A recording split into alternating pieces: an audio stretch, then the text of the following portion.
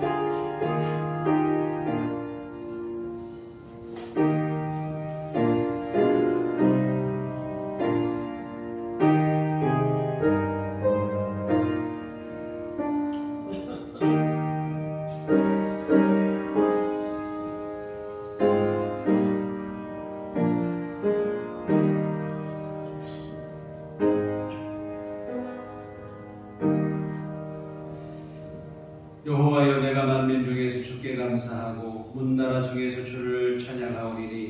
주의 인자하심이 하늘보다 높으시며 주의 진실은 궁창에까지 이르나이다.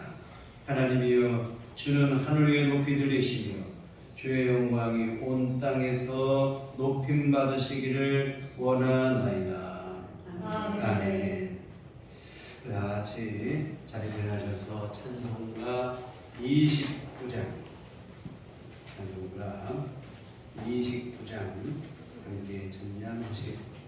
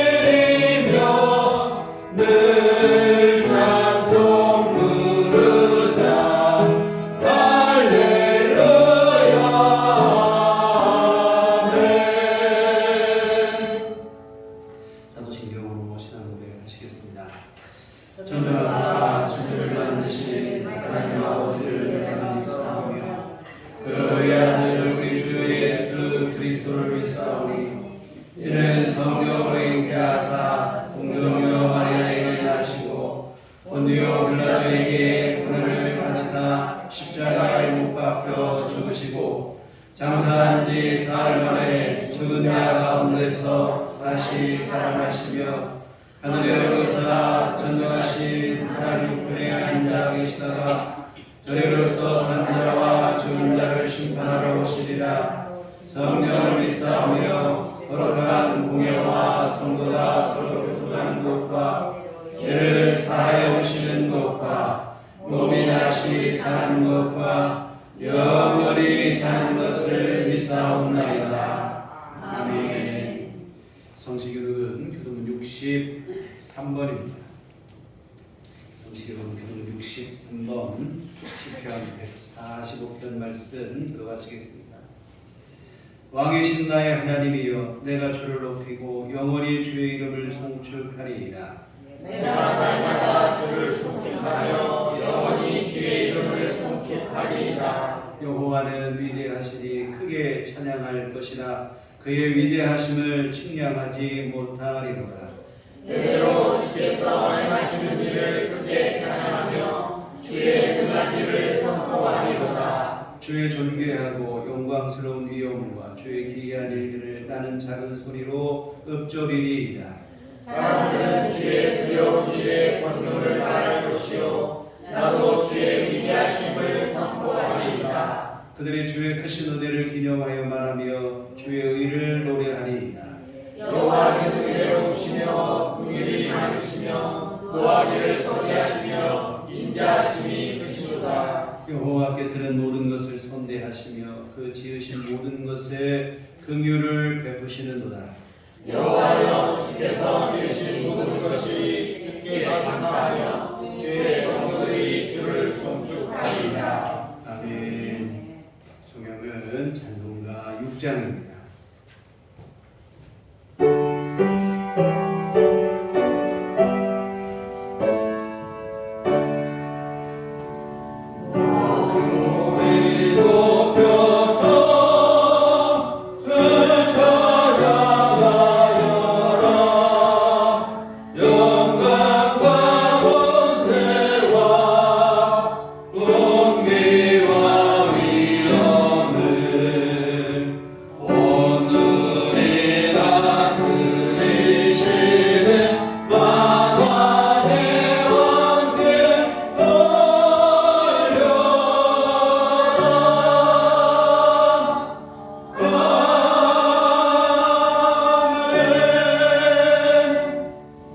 같이 자리에 앉아서 기도하시겠습니다.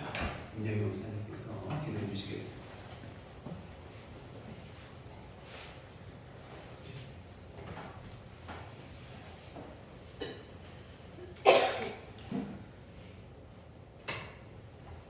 심령이 가난한 자는 복이 있나니 천국이 그들의 것이며 애통하는 자는 복이 있나니 그들이 위로를 받을 것이며 온유한 자는 복이 있나니 그들이 땅을 기업으로 받을 것이며 찌는 듯한 무더위와 기나긴 장마로 인해 나태해지기 쉬운 계절이지만 주님께 영광 돌리기 위해 주님의 자리에 참여하여 예배합니다. 주님의 자녀들을 어여삐 받아주시고 성령의 도우심을 구하는 모든 이에게 죄사함을 통한 복의 자리를 허락하여 주시옵소서. 심령이 가난한 자는 복이 있다고 하신 말씀에 은혜 받게 하여 주시옵소서. 천국의 소망을 가지는 귀한 말씀인 줄 믿습니다. 나보다 이웃과 형제, 더 나아가 나라와 민족, 또 세계에 이르기까지 열려있는 마음, 사랑하는 마음을 주시어서 나의 이익만 챙기는 욕심보다 내려놓을 수 있는 믿음을 주시옵소서. 또 애통하는 자는 복이 있다고 하신 주님의 말씀에 은혜 받게 하여 주시옵소서. 무더운 날씨와 유례없는 장마로 많은 생명의 위태로움을 겪고 또 이로 인한 아픔을 간직한 이들이 있습니다. 그 아픔을 우리는 다 헤아릴 수 없으나 생명의 주님께서는 아실 줄 믿습니다.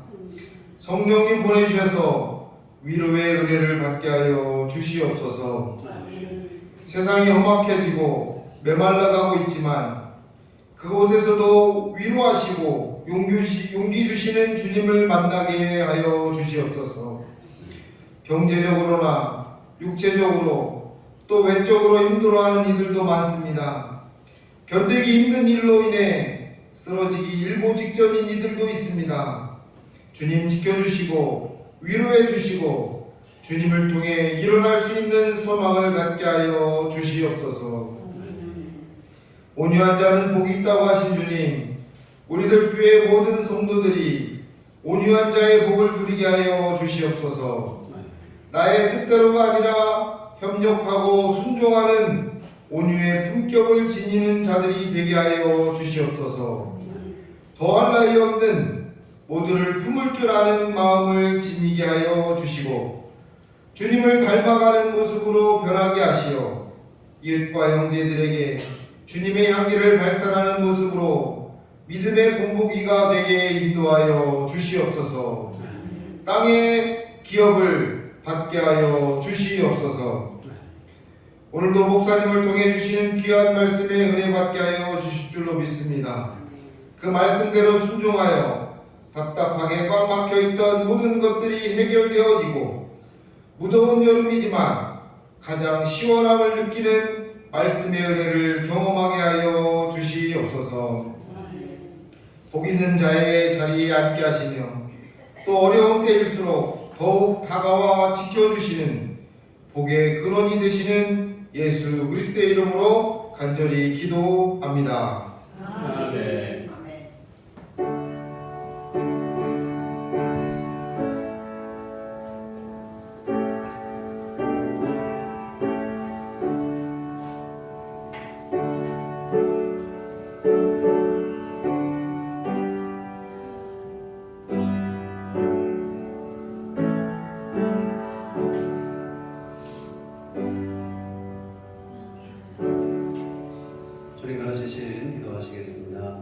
하늘에 계신 우리 아버지여, 이름이 거룩히 여김을 받으시오며 나라의 마옵시며 뜻이 하늘에서 이룬 것 같이 땅에서도 이루어지이다. 오늘 우리에게 일용할 양식을 주옵시고 우리가 우리에게 죄 지은 자를 사하여 준 것 같이 우리의 죄를 사하여 주옵시고 우리를 시험에 들게 하지 마옵시고 다만 악에서 구하옵소서. 내게 나라와 권세와 영광이 아버지께 영원히 있사옵나이다. 아니하리이다. 아멘. 이 시간 우리 주신 하나님 말씀은 구약성경 사무엘상 4장 5절에서 11절까지 말씀 보시겠습니다.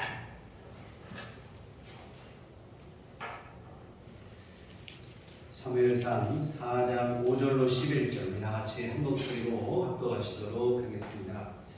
여호와의 언약궤가 진영에 들어올 때에 온 이스라엘이 큰 소리로 외치매 땅이 울리니라. 블레셋 사람이 그 외치는 소리를 듣고 이르되 히브리 진영에서 큰 소리로 외침은 어찌 되느냐 하다가 여호와의 궤가 진영에 들어온 줄을 깨달은지라. 블레셋 사람이 두려워하여 이르되 신이 진영에 이르렀도다 하고 또 이르되 우리에게 화가 전날에는 이런 일이 없었도다. 우리에게 화가 우리가 우리를 이 능한 신들의 손에서 건지리요. 그들은 광야에서 여러 가지 제약으로 애굽을 친 신들이니라. 너희 블레셋 사람들아 강하게 되며 대장부가 되라. 너희가 히브리 사람의 종이 되기를 그들이 너희의 종이 되었던 것 같이 되지 말고 대장부같이 되어 싸우라 하고 블레셋 사람들이 쳤더니 이스라엘이 패하여 각기 장막으로 도망하였고 살육이 심히 커서 이스라엘 보병에 엎드러진 자가 3만 명이었으며 하나님의 궤는 빼앗겼고 엘리의 두 아들 홈니와 비느하스는 죽임을 당하였더라. 아멘. 우리 주님의 은총과 평강이 여러분과늘 함께 하시기를 기원합니다. 아멘. 비가 그치는가 싶더니 연일 무더위가 기승을 부려 밤잠마저 솔직히 일수인데요. 건강관리 유념하셔서 잘 이겨내셨으면 좋겠습니다. 뿐만 아니라 여러분의 심령 안에도 주님이 주시는 참 평안이 있기를 소원합니다. 높은 습도 또 기온으로 인해서 이 불쾌지수가 높아져서 자칫 신경질적이 되기 쉬운 때인데 하늘로부터 내려오시는 참 평안이 여러분의 심령 안에 머물기를 소원합니다. 그런데 걱정스러운 것은 아직 장마가 다 끝난 것이 아니라 오늘 아침에 비가 잠깐 내리고 이번 주에도 또 비가 예고가 되어 있다고 하는 사실인데요. 더 이상의 인명 피해는 없었으면 좋겠습니다. 그리고 앞으로도 정말 지난주도 말씀드렸지만 구석구석 잘 살펴서 더 이상의 이런 재해가 일어나지 않도록 잘 대비하고 그렇게 되어지기를 바랍니다. 또한 차제에 우리가 생각할 게 있는 뭐냐면 기후 위기의 심각성에 대한 인식을 새롭게 할 필요가 있습니다. 과거와 달리 집중적인 폭우가 단시간 내에 지역적으로 내리는 것은 환경 문제와 결코 무관하지 않습니다. 환경 파괴는 고스란히 우리 인류에게 피해로 되돌아온다는 사실을 명심해야 할 것입니다. 이와 같은 환경오염, 무분별한 에너지 사용, 기후위기를 부추기고 있는데 참 예전에 없던 시절에는 걱정하지도 않았던 일이었는데 풍요가 우리에게 가져다준 어찌 보면 고민거리, 재앙이 아닌가 이런 생각이 듭니다. 이와 같은 우리 스스로 절제하는 믿음, 물론 그렇다고 해서 우리가 옛날처럼 걸어다니고 그렇게 살 수는 없을 거예요. 다만 자발적인 불편을 우리 스스로 조금씩이라도 감내하고 감수하는 그런 희생, 노력이 필요하지 않은가 생각해 봅니다. 지난주 우리는 엘리 가문의 죄에 대한 하나님의 무서운 심판에 대해서 살펴보았습니다. 엘리 가문의 죄는 몰라서 실수로 지은 죄가 아니었습니다. 알고 있는 죄였어요. 하나님께서도 분명히 한 선지자를 통해서 분명하게 죄를 지적하시고 그 죄에 대한 징계까지 말씀을 해 주셨습니다. 사실 어떤 면에서 이것은 한번 회개의 기회를 주신 것인데 그런데 엘리가 죄를 알고도 돌이키지 않아요. 하나님께서 기회를 주시는데 그 기회를 스스로 저버립니다.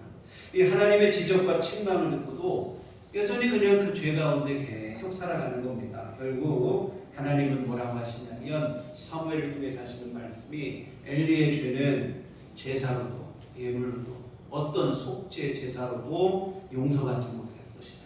이런 얘기를 하시는데 여러분, 주님의 은혜가 크신 것은 분명하나 은혜를 은혜로 알지 못하고 고의적으로 죄를 짓는, 그것도 한두 번이 아니라 지속적으로 그 죄 가운데 살아가는 이런 죄에 대해서는 더 이상 용서의 은혜가 없다는 것을 우리가 잊지 않으셨으면 좋겠습니다. 여하튼 엘리 가문에 내려진 심판, 말로 끝나지 않고 그대로 실행이 되는데, 오늘 우리가 살펴볼 말씀이 바로 그 내용이기도 합니다. 이스라엘과 블레셋 안에 전쟁이 벌어졌습니다. 이 아벡이라고 하는 곳에서 전쟁이 벌어졌는데, 그런데 이 전쟁에서 이스라엘이 패배를 당하고 맙니다. 이 4,000명 가량이 죽임을 당했습니다. 이 생각지 않은 패배에 백성들이 적지 않은 당황을 했습니다. 다시 이스라엘 백성들이 이 진영을 정비한 후에 왜 우리가 패배했을까? 패배 원인을 분석해 봅니다.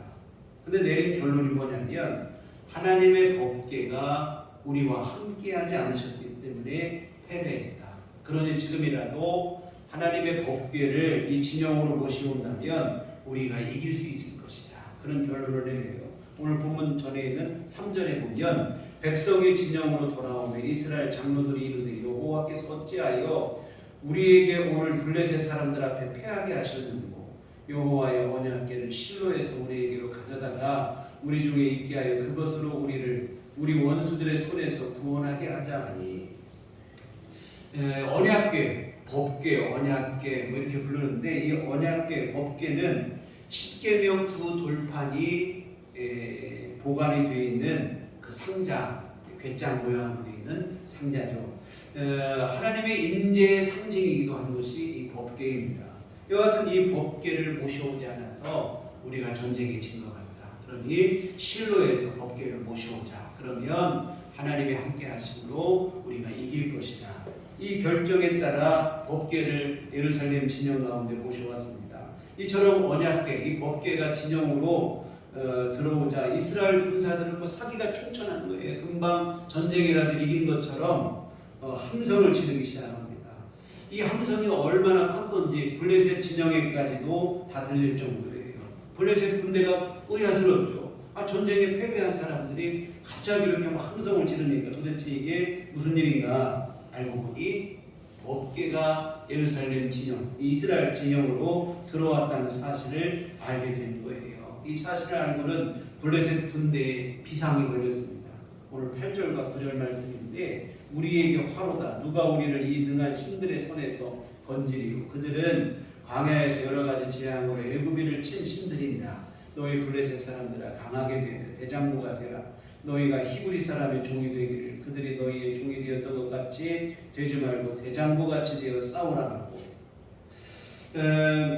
블레셋 군대에서 비상이 걸린 거예요. 이 법궤, 이 하나님이 누구시냐? 하나님은 초강대국 애굽, 이집트까지 심판하신 하나님이신데, 이 하나님이 친히 이스라엘 진영에 이르렀다면서 비상이 걸린 거예요. 당시 여러분, 이집트는 최강대국입니다. 오늘날로 뭐 미국 같은 그런 위치의 나라일 거예요. 그런 초강대국도 심판하신 하나님이시니 블레셋도 아무것도 아니죠. 블레셋 군사들이 두려울 수밖에 없죠. 이 블레셋 군대가 우리 안 될 것 같다 하고 물러선 게 아니고, 안 되겠다. 언제 죽더라도 우리 한번 힘껏 싸워보자 하고 대수의 진을 치고는 온 힘을 다해 싸우기를 결의합니다. 우리 힘써 대장부가 되어서 끝까지 한번 싸워보자. 이와 같은 이렇게 법궤가 동원된 후에 다시 전쟁이 벌어지는데, 근데 법궤로 인해 사기 충천했던 이스라엘이 어이없게도 또 패배를 당하는 거예요. 이 법궤를 모셔오기만 하면 당연히 이길 줄 알았는데 아니었다 이 말입니다. 오히려 지난번보다 더 크게 패배를 당합니다. 지난번에 4,000명 죽었는데 이번에는 3만 명이 죽어나가는 거예요. 그리고 오늘 본문에 보면 엘리의 두 아들 홈니와 비느하스도 죽임을 당합니다.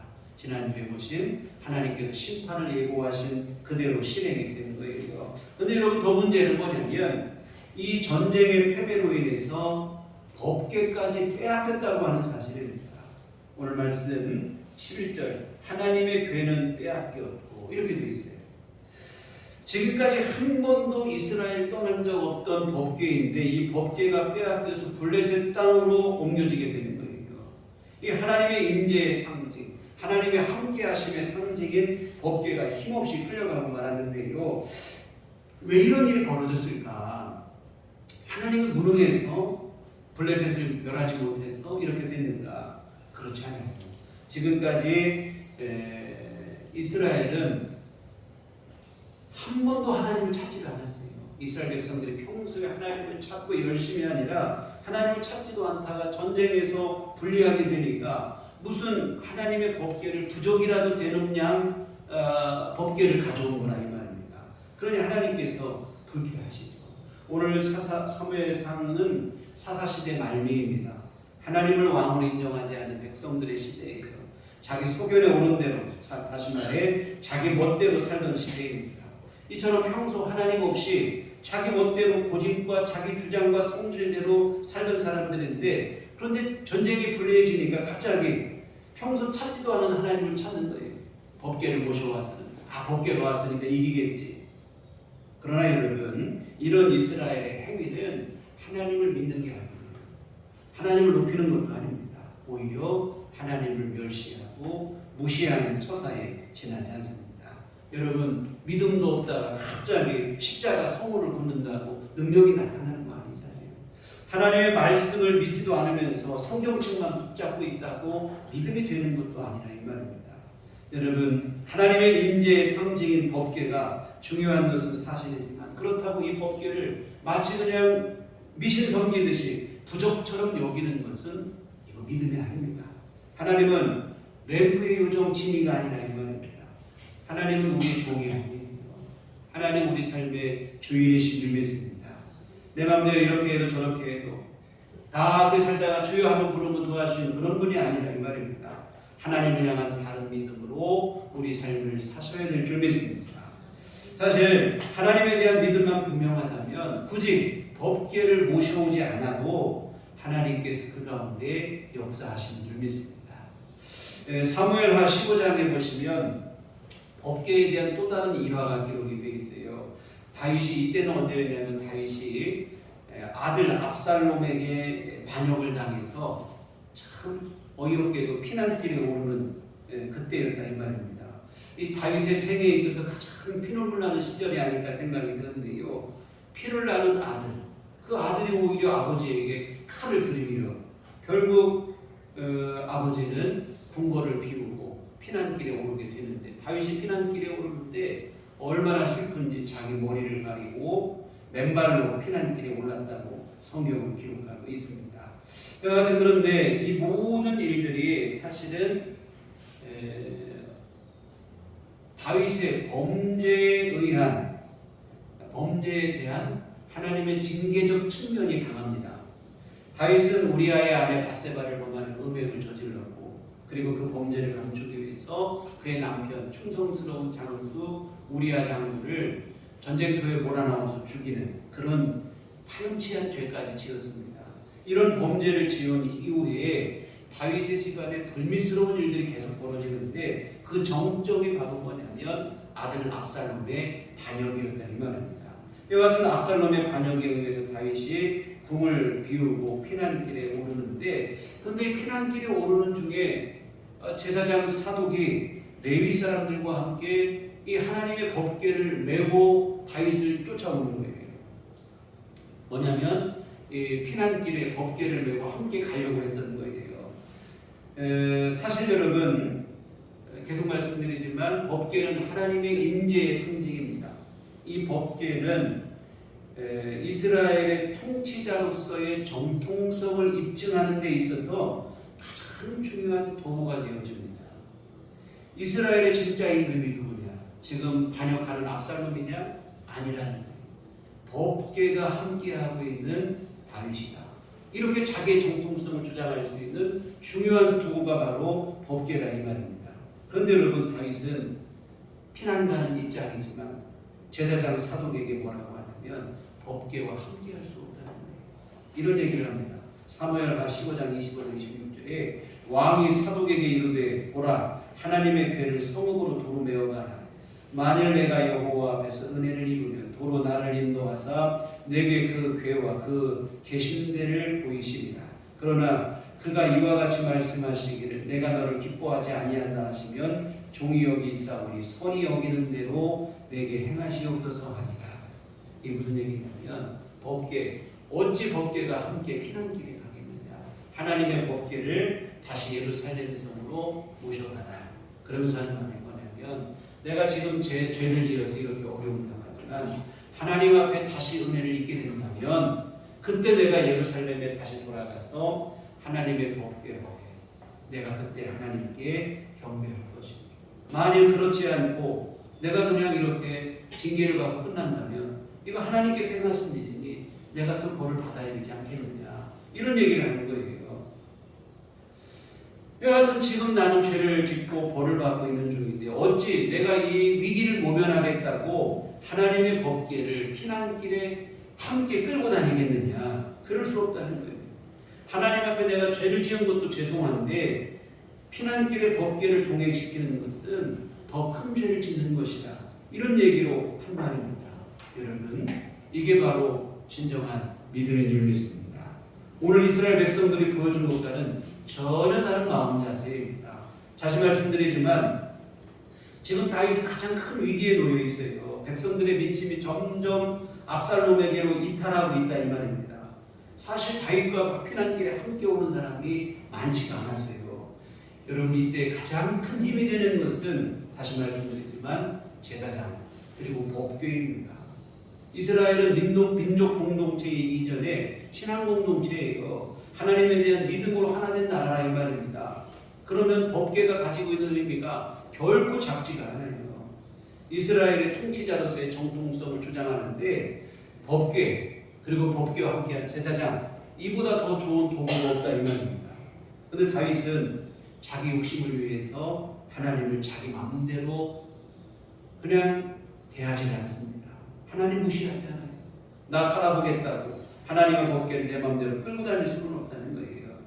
다윗의 마음속에 하나님을 존중히 여기는 마음이 분명합니다. 반면에 오늘 본문의 이스라엘은 그렇지 않아요. 평상시에 하나님 인정하지 않지, 자기 멋대로 살아요. 하나님 인정하지도 않고 찾지도 않고 자기 멋대로 살다가 갑자기 전쟁이 이 상황이 어려워지니까 찾지도 않던 법궤를 자기들 마음대로 그냥 전쟁터에 끌고 다니는 거예요. 이것은 하나님을 믿고 의지하는 게 아니라 하나님을 자기 멋대로 이용하는 일이고 하나님을 멸시하는 일이고 하나님께서 기뻐하실 수 없죠. 그렇게 하실 수밖에 없습니다. 결국 하나님은 이 전쟁을 도우시기를 하나요. 그래서 3만 명의 사람이 죽어나가고 법궤는 블레셋 손에 넘어가게 되었다 이 말입니다. 근데 여러분, 참 이게 이스라엘에 대한 심판은 심판이지만 법궤가 블레셋 사람의 손에 넘어갔다는 것은 하나님의 편에서 볼 때 어찌보면 하나님의 수치입니다. 힘이 없어서 그냥 맥없이 끌려가는 그런 모양새이다 보니까. 근데 사실 하나님은 무능하신 분이 아니잖아요. 전능하신 하나님이신데, 근데 하나님이 이 참 수치스러운 일을 당하시는 거예요. 왜 이렇게 하셨을까? 우선은 이스라엘의 잘못에 대한 징계이기도 하지만 다른 면에서 보면 또 하나는 뭐냐면 남아있는 이스라엘 백성들을 향한 신앙 교육이에요.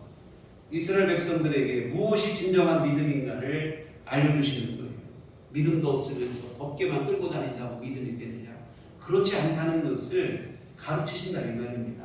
그러기 위해서 오히려 주님이 친히 하나님께서 이 수치를 당하시는 거예요. 어찌 보면 이 자식의 잘못을 대신해서 부모가 무릎을 꿇는 것과 비슷한 일이라고 보시면 될 것 같아요. 물론 요즘에는 참 이런 일을 보기도 힘든 것 같아요. 지난주 참 언론에 계속 오르내렸던 게 교권 침해 문제들인데 연이어 발생을 했습니다. 손천연 교사는 스스로 목숨을 끊기도 했고 가르치던 학생으로부터 폭행을 당한 교사들에 대한 이러한 기사가 연이어도 보도가 되고, 근데 참 안타까운 게 뭐냐면 문제는 학생도 문제지만 그 학생 뒤에 있는 문제 부모예요. 부모라도 나서서 학생을 나무라고 선생님께 사과를 하고 해야 되는데 오히려 뭐 따지고 들고, 물론 뒤늦게 사과를 했다는 보도가 나왔는데 알고 보니까 징계를 피하기 위한 꼼수로 이 악어의 눈물에 지나지 않았습니다. 자식을 대신해 무릎을 꿇는 것도 부모도 찾아보기 힘든 시대가 됐지만 이 정상적인 부모는 그렇게 하지 않죠. 이와 같은 법궤가 빼앗긴 것은 이와 비슷한 상황이에요. 이스라엘의 믿음 없음 때문에 하나님께서 그들을 어떻게든 가르치시려고, 남아있는 백성이라도 그래도 바로 믿음으로 살게 하시려고 예수님 하나님이 직접 힘없이 끌려가시고 빼앗기는 그런 수모를 당하신다 이 말입니다. 이와 같은 이런 수모를 통해서라도 하나님은 이스라엘 백성들이 깨닫고 좀 뉘우치고 바른 믿음이 됐으면 하는 그런 바람입니다. 그런데 이와 같은 오늘 본문의 사건은 가장 우선은 하나님을 멸시한 자들에 대한 심판의 의미가 있어요. 이스라엘 군사 3만 명이 죽은 것, 이것도 그렇죠. 자기 멋대로 살다가 하나님을 어려울 때만 찾는 그들에 대한 심판이고, 홈리와 비느하스가 죽고, 그리고 홈리와 비느하스가 죽고 법궤가 빼앗겼다는 소식을 듣고는 이들의 아버지 엘리 제사장이 죽어요. 그리고 홈리와 비느하스, 이 비느하스의 부인이 임신 중이었는데 갑자기 산기를 느껴서 출산을 하는데 아이를 낳고는 이내 이 비느하스의 부인도 죽어버립니다. 하여튼 엘리의 가문이 하루아침에 풍비박산이 나고 말았습니다.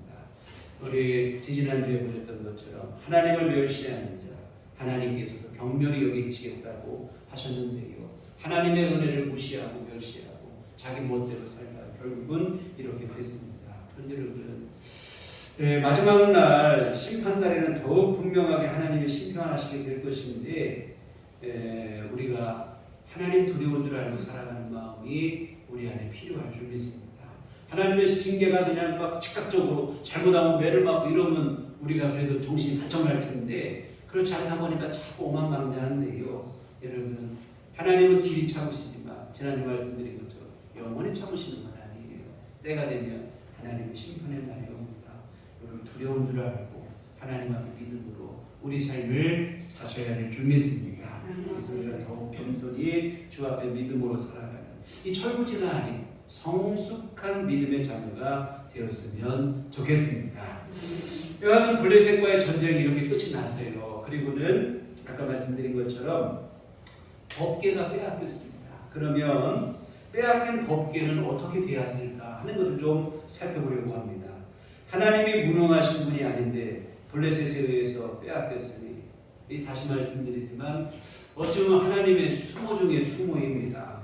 그런데 이 빼앗긴 법궤는 블레셋 땅에서 법궤 스스로 하나님의 능력을 유감없이 보여주십니다. 그 내용을 보시면 이 법궤를 빼앗은 블레셋 사람들 우쭐하죠. 자신들이 이겼다 이 뜻이 되어지겠죠. 이 법궤를 아스돗이라고 하는 블레셋 도시로 가지고 갑니다. 그리고 그 아스돗에 있는 이 블레셋 사람들이 섬기는 우상이 다곤이라고 하는 우상이 있었는데, 다곤 우상의 신전에다가 법궤를 가져다 놓아요. 뭐냐면 자신들의 신이 이스라엘의 신을 이겼다는 의미입니다. 여러분, 고대의 전쟁은 국가 간의 전쟁이 나기 이전에 신들의 전쟁이에요.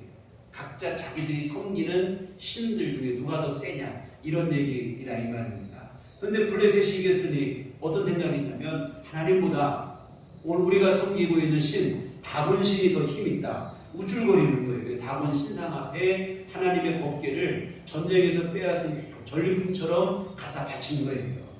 이거 하나님을 참 모독하는 일이죠. 이와 같은 승리에 들뜬 나머지 하나님을 멸시하는 일을 했는데요. 참 이게 수모 중의 수모예요. 이스라엘의 불신앙으로 인해서 하나님께서 이방인과 그리고 이방의 우상 앞에서 멸시를 당하신 것인데요. 여러분, 오늘날도 그렇습니다. 교회와 성도들의 믿음 없음, 사실 이런 일들 때문에 하나님께서 세상으로부터 지탄을 받고 멸시를 당하는 일들이 비일비재합니다. 여러분, 오늘 우리는 하나님의 명예를 드높이는 그러한 삶을 살았으면 좋겠습니다. 다름 아닌 오늘 여러분의 삶 속에 믿음으로 사는 거예요.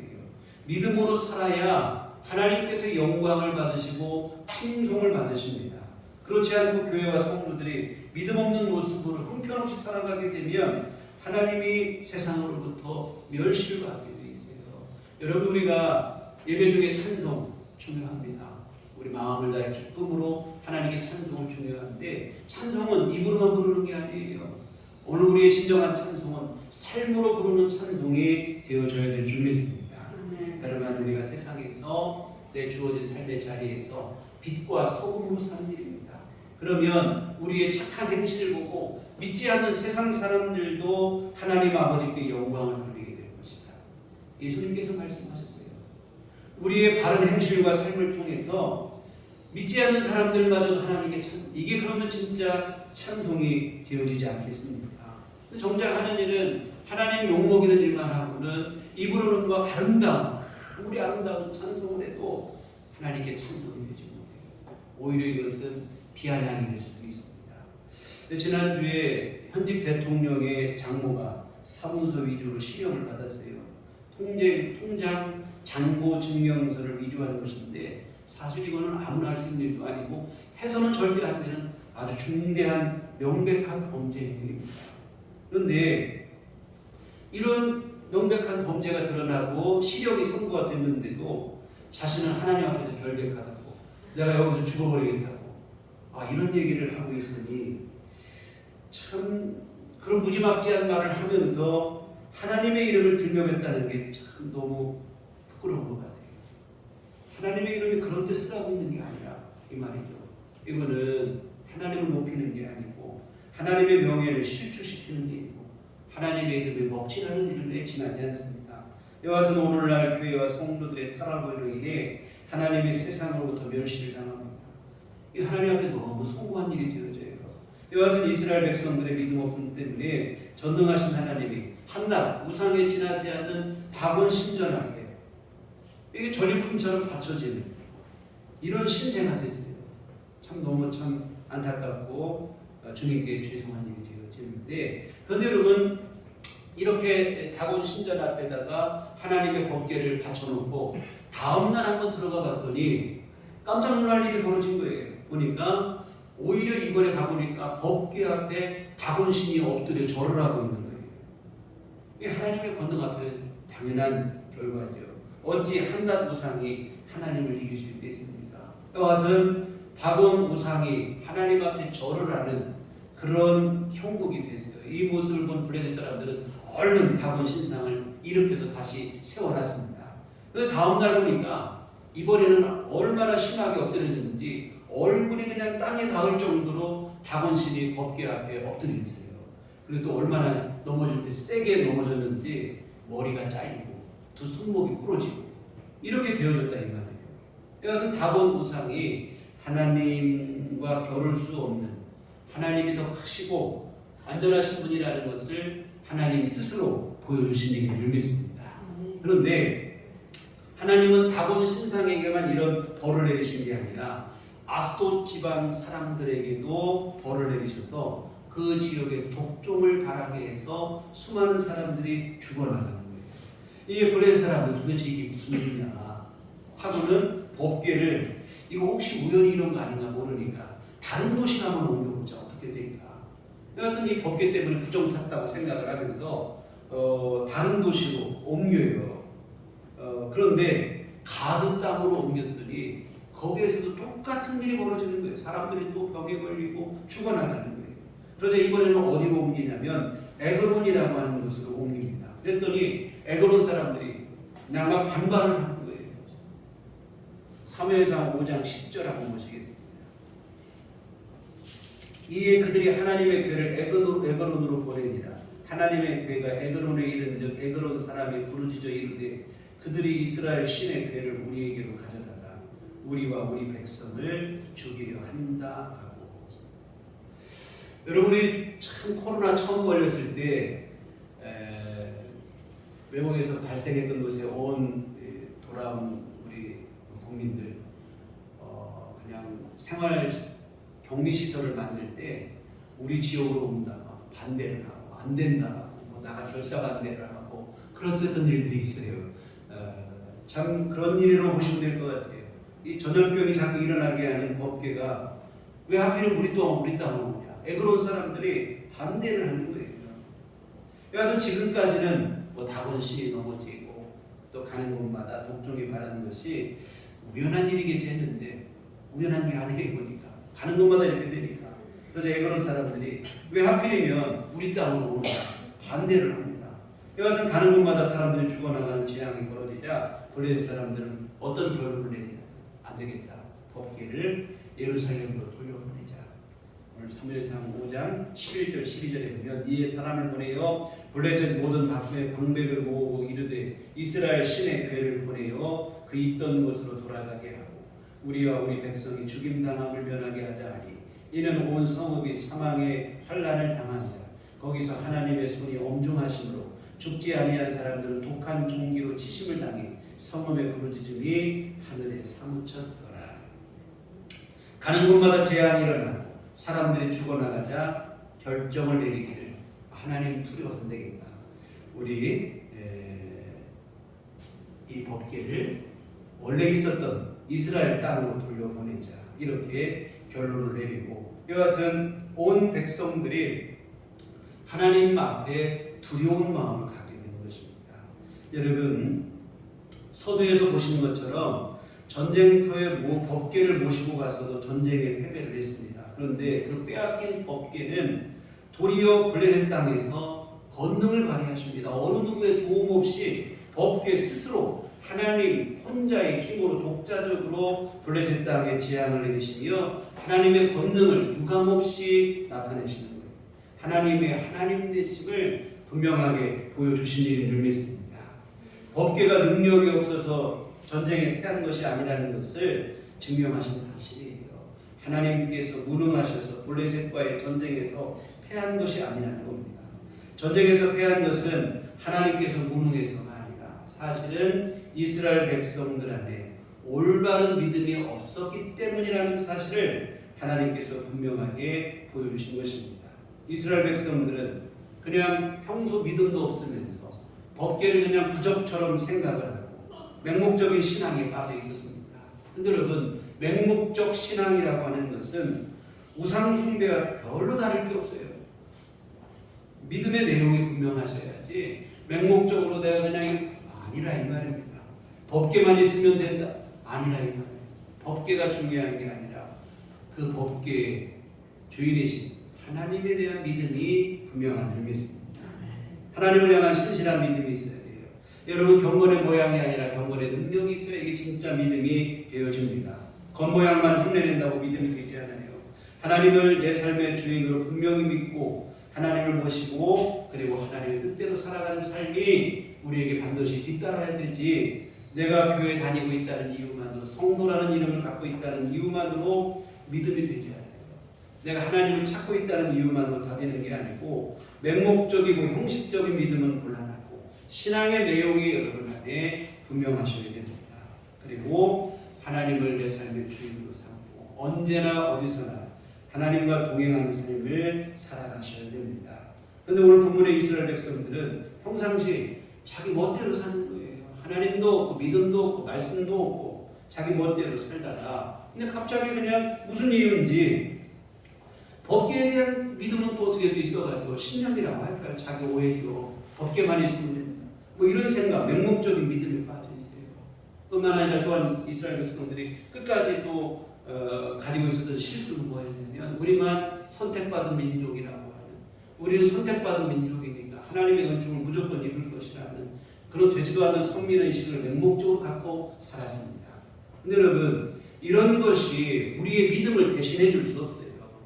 하나님에 대한 진실한 믿음이 있어야 됩니다. 그래서 여러분 하나님이 나를 지으시고 내 생명의 주관자가 되시고 내 인생을 이끄시고 뿐만 아니라 영원까지 나를 주장하시는 분이라는 믿음이 여러분 안에 분명하셔야 됩니다.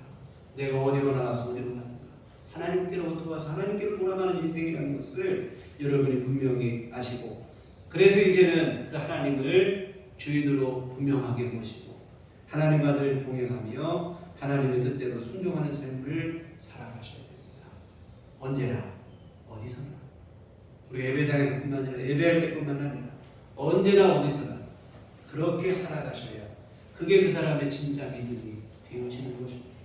사랑하는 성도 여러분, 예배당 밖을 나가는 순간 나 혼자 집으로 돌아간다고 생각하지 마시고 나는 언제나 어디서나 하나님과 동행하고 성령께서 내 안에 계시다는 사실을 여러분이 기억하셔서 가정에서도 일터에서도 이웃과의 관계 속에서도 여러분의 삶의 자리 어느 곳에서도 하나님과 동행하시는 그러한 삶을 사시기를 부탁을 드립니다. 여러분, 그런 믿음으로 살면 굳이 내가 뭐 법궤를 모시고 하나님이 뭐 예배당까지 나와서 기도하고 이런 게 아니어도 어디서든 여러분의 삶 속에 하나님이 함께 하시고 은혜를 주시고 여러분을 지키시고 보호하시는 종을 내려주시는 줄 믿습니다. 오늘 하나님이 법궤를 스스로 빼앗겨가는 이러한 수모를 겪으면서까지 이스라엘 백성들에게 가르치시고 했던 것은 뭐냐면 진짜 믿음이 뭐냐 하는 것인데 하나님을 주인으로 삼고 그 주님의 뜻대로 매일의 삶을 내가 언제나 어디서나 하나님 앞에 살아가는 그 일인 줄 믿습니다. 기도하시겠습니다. 하나님 아버지, 언제나 주님과 동행하는 믿음의 삶을 살아가게 하여 주시옵소서. 하나님 없이 살다가 다급할 때만 하나님을 붙잡고 찾고 그것이 우리 믿음의 전부라니까 곤란한 일이 될 텐데 하나님이 우리 삶의 주인이시고 나는 하나님의 자녀가 되었고 하나님께서 언제나 우리 삶을 지키시고 영원까지 책임지신다는 사실을 믿고 주 안에 살아가는 온전한 믿음으로 살아가는 우리 모두가 되도록 도와주시옵소서. 예수의 이름으로 기도했습니다. 아멘. 찬송가 546장 찬송하시겠습니다.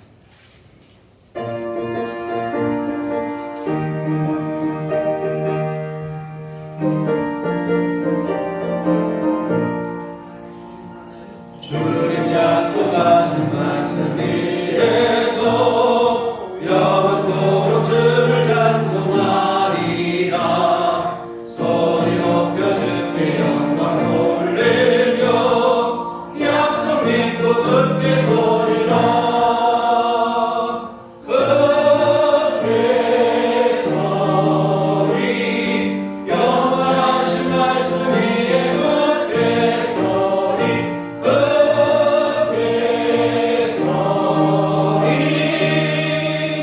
그 말씀 위에 굳게 서리라. 주님 약속하신 말씀 위에서 세상 영년 내게 엄승할 때 용감하게 힘써 싸워 이길며 약속 믿고 굳게 서리라.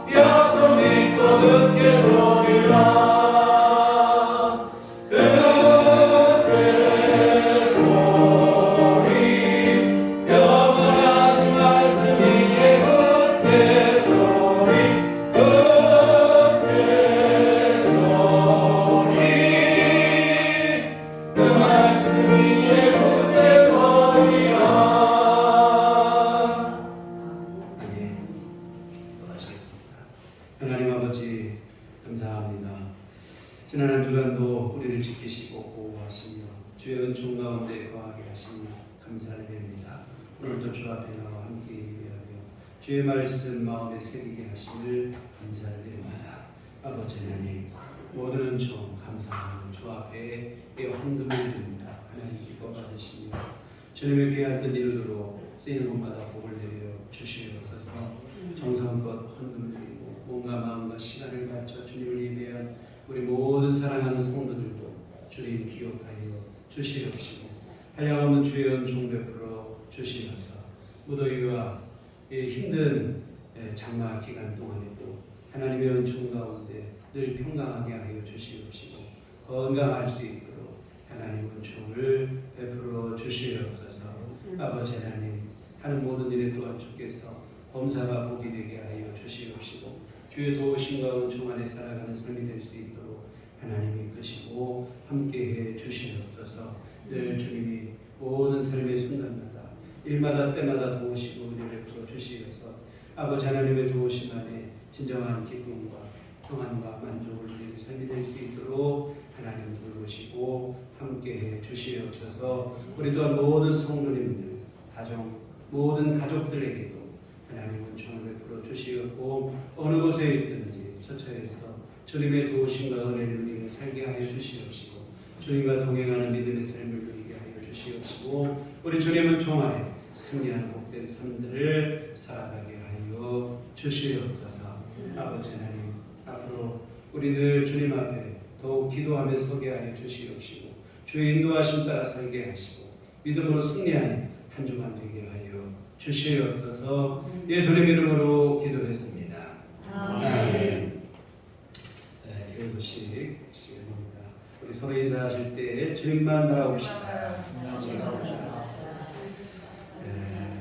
이번 한 주간은 제가 학예 휴가를 내기로 했습니다. 그래서 한 주간 휴가라 금주 수요 예배와 새벽 기도회는 한 주 쉬도록 하겠습니다. 다음 주에 예배는 다음 주부터 다시 또 정상적으로 모든 일을 진행하도록 하겠습니다. 아까도 말씀드렸지만 무더운 날씨 적절한 휴식과 또한 잘 건강 영양 섭취하셔서 잘 이겨냈으면 좋겠습니다. 제가 주일 아침에 차량 운행을 나가다 보면 신호 대기하는데 어르신들 몇 분이 교회 차량을 기다리시는 분들이 계세요. 제가 거기 꼭 그분들이 거기 보시라는데 좀 기다리고 계세요. 제가 늘 보면서 이분들이 참 우리 한국 교회에 참 법이다 이런 생각을 해요. 그래서 오늘 아침에 가면서 그 생각을 했어요. 이분들이 좀 언제까지 건강하셔서 어느 교회인지 모르지만 열심히 교회를 잘 섬기셨습니다. 기도하면서 제가 지나갔어요. 그래서 또 아울러 생각하는 게 우리 교회도 우리 성도님들, 연로하신 성도님들 좀 더 건강하시면 좋겠다. 오래도록 건강하시고 신앙생활 함께 하시면 좋겠다. 이런 생각도 아울러 했는데요. 하여튼 우리 온 교우들, 연로하신 성도님뿐만 아니라 온 교우들 모두 건강하게 한 주간 또 잘 보내시고 우리 올여름도 잘 이겨내시고 하셨으면 좋겠습니다. 교회 밖에 집회와 성경 모창을 응하고 교회 중심으로 건강한 신앙생활을 되시길 부탁드립니다. 우리 다 같이 자리에서 일어나셔서 서로를 축복하시며 평안을 너에게 줍니다. 함께 찬양하시도록 하겠습니다.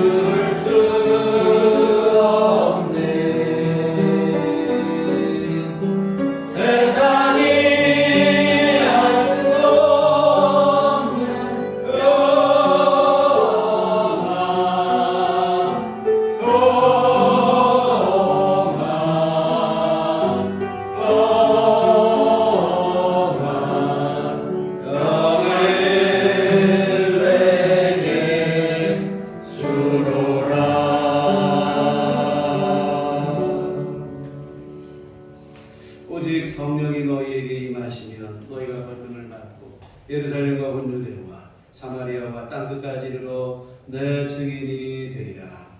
우리가 주의 증인이 되겠습니다.